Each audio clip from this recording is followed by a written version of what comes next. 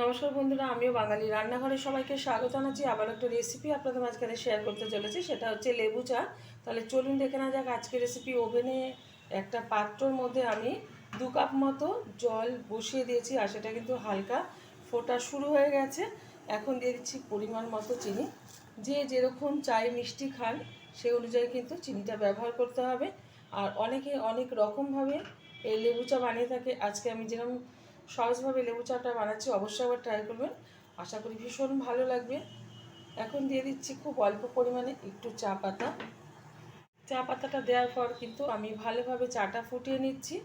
আর এই লেবু চা কিন্তু কোনো বিস্কুট বা চানাচুর কিছুর সাথে ভালো লাগে না, শুধুই কিন্তু খেতে ভালো লাগে। ম্যাক্সিমাম সময় এক্সপ্রেস ট্রেনে বা সমুদ্র পাড়ে কিন্তু এরকম লেবু চা বিক্রি হয়ে থাকে। তো আমার রেসিপি যদি আপনাদের ভালো লেগে থাকে, আপনারা অবশ্যই আমার চ্যানেলটিকে সাবস্ক্রাইব করবেন, লাইক করবেন, শেয়ার করবেন।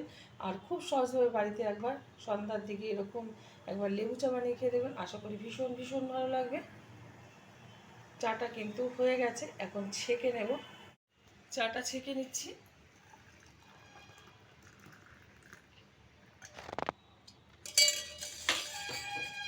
এখন এর মধ্যে দিয়ে দিচ্ছি অর্ধেক পাতিলেবুর রস।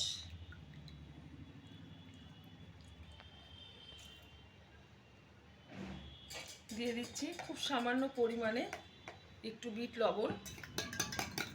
আপনারা কিন্তু এখানে জলজিরাও ব্যবহার করতে পারেন, তাতে কিন্তু স্বাদটা ভীষণ ভালো আসবে।